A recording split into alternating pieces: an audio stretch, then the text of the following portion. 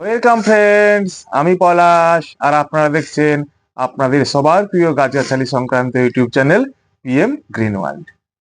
তো বন্ধুরা, আজকে আমি চলে এসেছি একটি ভিটামিন সি সমৃদ্ধ ফল পেয়ারার ভিডিও নিয়ে। তো বন্ধুরা, আমরা তো অনেক বিভিন্ন ধরনের ফলের গাছ লাগিয়ে থাকি। তো আমরা অনেকেই কিন্তু পেয়ারা গাছকে হেলাফেলা করে থাকি, অর্থাৎ পেয়ারা গাছের উপর সেরকম আমরা গুরুত্ব দিই না। তো বন্ধুরা, যখন আমরা বাজার থেকে পেয়ারা কিনে খাই তখন আমরা বুঝি হ্যাঁ সত্যিই বাড়িতে যদি একটা পেয়ারা গাছ থাকতো তাহলে কিন্তু আর বাজার থেকে কিনে খেতে হতো না। তো এই পেয়ারা গাছ এমনই একটা ফলের গাছ যেটি খুব সহজেই হয় এবং এর পরিচর্যা খুবই সহজ। তো আজকে আমি আপনাদেরকে দেখাবো যে পেয়ারা গাছের মাটি তৈরি থেকে প্রতিস্থাপন সহ পেয়ারা গাছের সম্পূর্ণ পরিচর্যা। তো বন্ধুরা, আমি গতকাল 4টি পেয়ারা গাছ কিনে এনেছি। তো অলরেডি আমার বাগানে কিন্তু গোল্ডেন এইট এবং তাইওয়ান পিঙ্কের পেয়ারা রয়েছে। তো সেগুলিতে ফলন হচ্ছে। তো আবার আমি শখের বশে আমি কয়েকটি পেয়ারা নিয়ে এলাম, যেগুলি খুবই পুরনো এবং সেগুলি ফলন খুবই বেশি এবং সচরাচর এখন কিন্তু কেউ এই পেয়ারা গাছগুলি প্রতিস্থাপন করছেন না। তো এটি দেখতে পাচ্ছেন আমার একটি পাঞ্জাব ভ্যারাইটির পেয়ারা গাছ। এই পেয়ারা গাছটিতে দেখুন অলরেডি কিন্তু ফুল ধরে গেছে। তো এই পেয়ারা গাছটির পেয়ারা খুবই বড় সাইজের ফল হয় এবং খেতে সুমিষ্ট।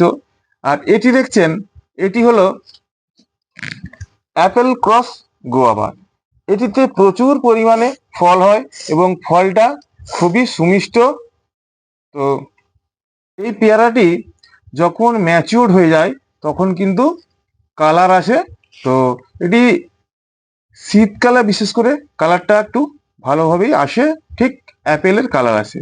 তো বন্ধুরা, এইবারে এটা দেখতে পাচ্ছেন, তো এটি আমার মনে হয় সবচেয়ে বেশি ফলন হয় এই গাছটিতেই। এটি হলো L49। L49 পেয়ারা খুবই একটি পুরনো পেয়ারা এবং প্রচুর ফলযুক্ত পেয়ারা। এই ভ্যারাইটিটি আমার ছিল না, যদিও আমার যতটুকু জানা এই ভ্যারাইটির পেয়ারাটিতে কিন্তু বীজের পরিমাণ বেশি, পেয়ারার সাইজ মাঝারি এবং ফলন কিন্তু দুর্দান্ত। সেই জন্য আমি এটি প্রতিস্থাপন করলাম, কারণ আমি দেখতে চাই L49 পেয়ারার স্বাদ কিরকম, যদিও ফলন অনেক বেশি। সর্বশেষে বন্ধুরা, এটি হলো গোল্ডেন এইট গুয়াভা বা গোল্ডেন এইট পেয়ারা। তো এই পেয়ারা গাছটি এখন বহুল চর্চিত। তো এই 3টি গাছ কিন্তু আমি গতকাল প্রতিস্থাপন করেছি। যেভাবে প্রতিস্থাপন করেছি সেভাবে কিন্তু এটি আপনাদেরকে প্রতিস্থাপন করে দেখাবো। তো এর জন্য আমি নিয়ে নিয়েছি একদম সাধারণ গার্ডেন সয়েল। পেয়ারা গাছ যে কোনো মাটিতে কিন্তু সুন্দরভাবে গ্রো করে। তো যদি এই মাটিটিকে আপনি বেলে দোআঁশ মাটিতে পরিণত করে নিতে পারেন তাহলে কিন্তু শিকড় খুব সুন্দরভাবে টবের মধ্যে ছড়াবে এবং গাছের বৃদ্ধি খুব দ্রুত হবে। তো এই মাটিটি অনেকটাই বেলে দোআঁশ টাইপের। তো এজন্য আমি নিয়েছি 75% সাধারণ গার্ডেন সয়েল এবং 25% ভার্মি কম্পোস্ট। অর্থাৎ এই ডিবের 1 ডিবে নিয়েছি আমি ভার্মি কম্পোস্ট এবং 3 ডিবে নিয়েছি মাটি। এর সঙ্গে আমি পুরো 75% মাটির সঙ্গে 25% ভার্মি কম্পোস্ট মিক্সড করলাম এবং তার সঙ্গে আমি করেছি এটি আমার জৈব মিশ্র সার। এটিতে রয়েছে সমপরিমাণে শিংকুচি, হাড় গুঁড়ো, সর্ষের খোল এবং নিম খোল। এটি দিয়ে দিলাম প্রায় আপনার 100 গ্রামের মতো। এটি আগে থেকে আমার ডিকম্পোস্ট করা ছিল এবং এর সঙ্গে আমি দিচ্ছি প্রায় 4 থেকে 5 গ্রামের মতো সিঙ্গেল সুপার ফসফেট, যাতে রুটের বৃদ্ধি খুব দ্রুত হয়। তো এর সঙ্গে আরেকটা জিনিস আমি অ্যাড করতে পারি, যে হয় আপনারা কোনো ফাঙ্গিসাইড অ্যাড করবেন, কিংবা এই মাটিতে যদি কোনো ক্ষতিকারক পোকামাকড় থাকে সেগুলি দমন করার জন্য আপনারা যে কোনো একটি দানা বিষ আপনারা প্রয়োগ করতে পারেন। তো এটি না করলেও অনেক সময় চলে, অসুবিধার কিছু নেই। তো এটি 2 থেকে 3 গ্রাম দানা বিষ আমি দিয়ে দিলাম। এইবার বন্ধুরা, এই মাটি যদি আপনার এঁটেল টাইপের হয়ে থাকে তাহলে কিন্তু এতে আপনি অল্প পরিমাণে বালিও অ্যাড করতে পারেন। বালি বলতে আপনি কনস্ট্রাকশনের লাল বালি অ্যাড করবেন। এইবার এই মাটিটা, এবার টবটিকে আমি কি করব না, আমি নিয়ে নিয়েছি 11 ইঞ্চি সাইজের টব। তো শুরুতে কিন্তু আপনারা বড় টব ইউজ করবেন না, 10 থেকে 12 ইঞ্চি টব ইউজ করবেন। তো এই যে যে হোল রয়েছে, যে ড্রেনেজ হোল রয়েছে, এই ড্রেনেজ হোলটি খুব সুন্দরভাবে আপনাকে ড্রেনেজ ব্যবস্থা করার জন্য যে কোনো পদ্ধতিতে আপনাকে করতেই হবে।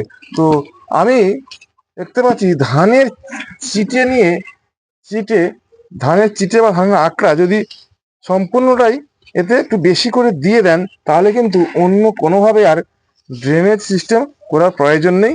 এতে কিন্তু খুব সুন্দর ড্রেনেজ ব্যবস্থা বা ড্রেনেজ সিস্টেমটা সুন্দর হয়ে থাকে। তো এইভাবে আমি অনেকটাই চিটে দিয়ে দিলাম, এতে জল কোনোভাবেই আটকাবে না। তো এইবারে কি করব বন্ধুরা, এইবারে আমাকে এই যে কম্পোনেন্টগুলো দিয়ে আমি মাটি তৈরি করলাম, এগুলো সুন্দরভাবে মিক্সড করে নেব। মিক্সড করে নিয়ে আমাকে কি করতে হবে না, এই টবের মধ্যে অল্প অল্প করে মাটি দিতে হবে। তো এইভাবে আপনি মাটি ভরে দেবেন। দেখবেন যাতে এমনভাবে মাটি ভরবেন যেন এই যে গাছের যে রুট বলটি দেওয়ার পর এর মিনিমাম 1.5 ইঞ্চি জায়গা ফাঁকা থাকে, সেইভাবে কিন্তু আপনাকে এতে মাটি ভরতে হবে। তো এইবার কি করব বন্ধুরা, এই যে রুট বলটি রয়েছে, খুব সন্তর্পণে বা সাবধানে আপনাকে এটি খুলে নিতে হবে। প্রথমে আমি কিছুটা আলগা করে রেখেছিলাম যাতে অযথা সময় নষ্ট না হয়। দেখতে পাচ্ছেন রুট বল কিছুটা ভেঙে গিয়েছে, একদম আলগা মাটি বলে। এভাবে কিন্তু রুট বল ভাঙলে কিন্তু চলবে না, যাতে না ভাঙে সেদিকে আপনারা কিন্তু খেয়াল রাখবেন।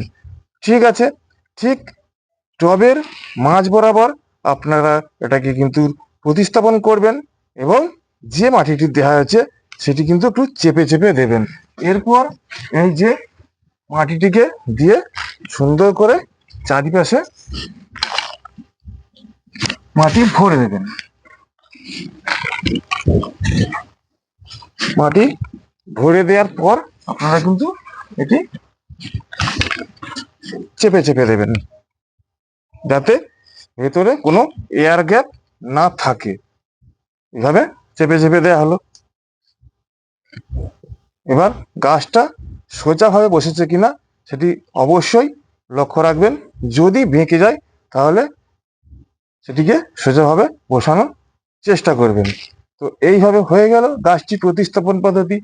এইবার এতে কি করব, একবারে ভরে জল দিয়ে দেবো, একদম ভর্তি করে জল দিয়ে দেবো।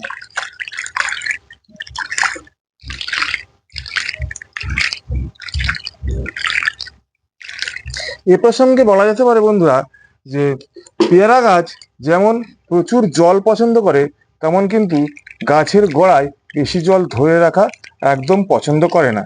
তো এইভাবে গাছ বা পেয়ারা গাছ আপনারা প্রতিস্থাপন করুন, এবং ছাদ বাগান বা আঙিনা বাগানের যে কোনো জায়গায় আপনারা একে রাখুন, এবং দেখবেন গাছটি একসময় প্রচুর পরিমাণে ফল দিচ্ছে। এইবার বলি বন্ধুরা, যে গাছটির প্রতিস্থাপনের পর ফল পাওয়া পর্যন্ত কি কি পরিচর্যা করবেন। তো প্রতিস্থাপন করার পর গাছটি ধীরে ধীরে যে গ্রো করছে, তখন আপনারা কি করবেন, যদি দেখেন এইভাবে ফুল চলে এসেছে, আমি কিন্তু এই ফুলগুলো কিন্তু রাখবো না, তাহলে কিন্তু ছোট গাছ অবস্থায় গাছের ফুলগুলি কেটে দেবেন, কারণ ফুলগুলি থেকে ছোট গাছে ফল রাখলে কিন্তু আলটিমেটলি আপনার গাছেরই ক্ষতি হবে। এবং এই গাছ, পেয়ারা গাছকে বলা যেতে পারে একটি হাংরি ট্রি, অর্থাৎ প্রচুর পরিমাণে খাদ্য পছন্দ করে। সেজন্য আপনারা এই টবে বা বড় টবে, যেই টবে প্রতিস্থাপন করুন না কেন, আপনারা এতে জৈব মিশ্র সার বছরে কমপক্ষে 3 বার অবশ্যই প্রদান করবেন। এবং সঙ্গে সঙ্গে প্রতি মাসে নিয়ম করে একবার হয় সর্ষে খোল পচা জল কিংবা সবজি পচানো জল আপনারা একবার করে দেবেন। এবং ফুল আসার আগে সুফলা বা 10-26-26 এনপিকে আপনারা এতে টবের সাইজ অনুযায়ী আপনারা কিন্তু দেবেন। তো এইভাবে সারা বছর ধরে পরিচর্যা করতে থাকুন, এবং যখন ফুল আসবে, প্রচুর পরিমাণে ডগের সৃষ্টি হবে, তখন কিন্তু ডগগুলি আপনাকে পিঞ্চিং করে দিতে হবে। যত ডগ পিঞ্চিং করবেন, তত কিন্তু প্রচুর পরিমাণে ব্রাঞ্চ সৃষ্টি হবে, এবং প্রচুর ব্রাঞ্চ মানে প্রচুর ফল। তো বন্ধুরা, এই ছিল আজকের পেয়ারা গাছ প্রতিস্থাপন সহ পেয়ারা গাছের সম্পূর্ণ পরিচর্যা পদ্ধতি। যদি মনে হয় এটাই সঠিক পদ্ধতি, কাইন্ডলি অবশ্যই কমেন্ট করবেন। আর যদি এটাও মনে হয় যে এই পদ্ধতি ঠিক নয়, তাহলে উপযুক্ত প্রমাণ সহ আপনারা আমাকে কমেন্ট করে জানাবেন কোন পদ্ধতিতে পেয়ারা গাছ প্রতিস্থাপন করলে আপনারা প্রচুর পরিমাণে পেয়ারা গাছ থেকে ফল পাবেন। তো বন্ধুরা, হ্যাঁ, এখানেই রাখছি, আর ভিডিওটি দীর্ঘায়িত করছি না। নমস্কার।